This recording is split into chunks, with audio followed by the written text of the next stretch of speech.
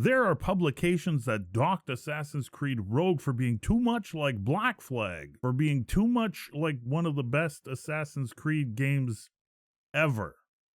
Welcome to completion number 175 of the Potato Backlog Project. Make sure you stick around to the end of the video for the sometimes has a change of heart and switches sides to the rival faction because it's not a traumatic event that changed the way it sees the world, Tater Raider. And let's talk about Assassin's Creed Rogue.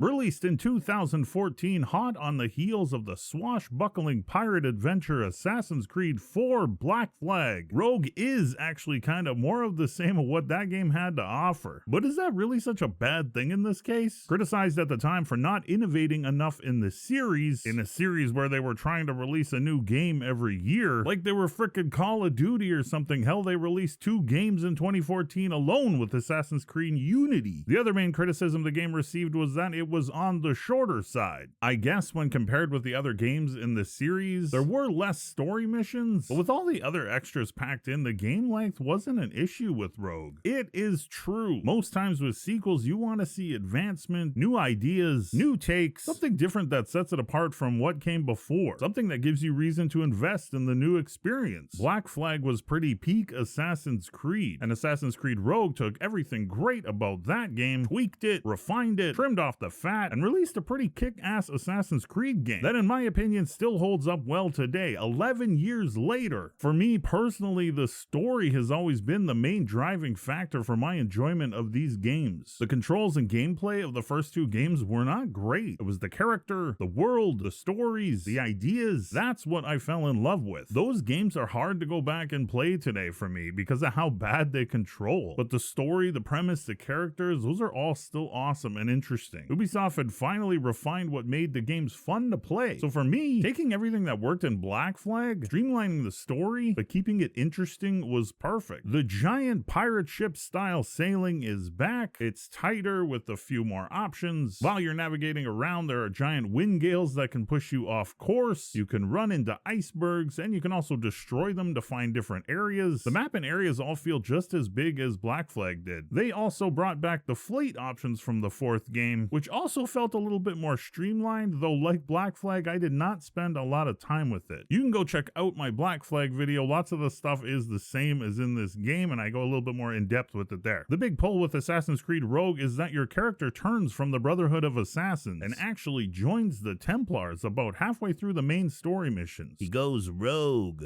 The character sees the cost of what the Brotherhood is doing as too high, and he doesn't want to be a part of it anymore. Some characters from the other games make appearances in Rogue. The main character from Black Flag, Edward Kenway's son, is actually in Rogue, and he's a Templar. He's a bad guy, or a good guy.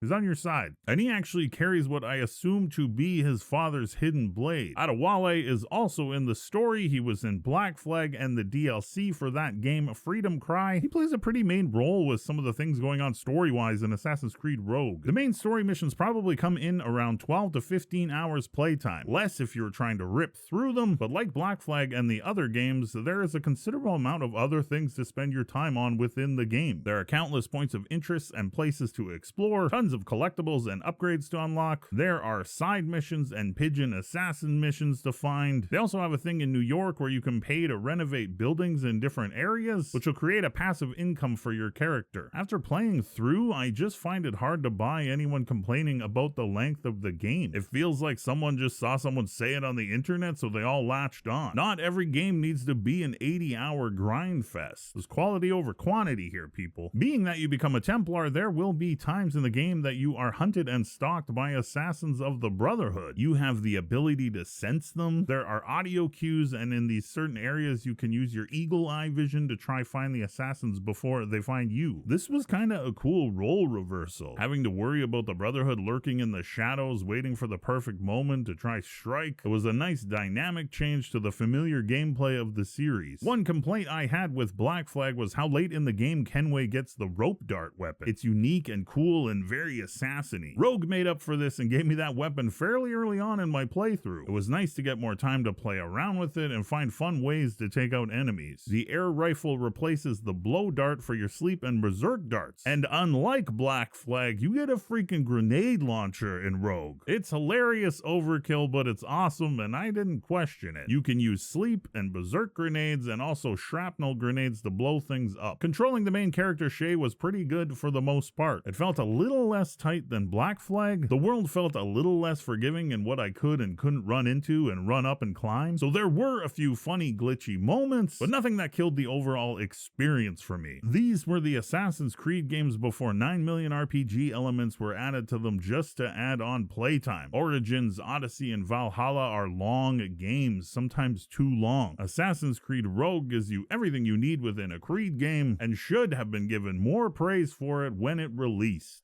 4 happy potato faces out of 5. With that, the Backlog project rolls on. Be kind to yourselves and others that deserve it. We're on to the next one.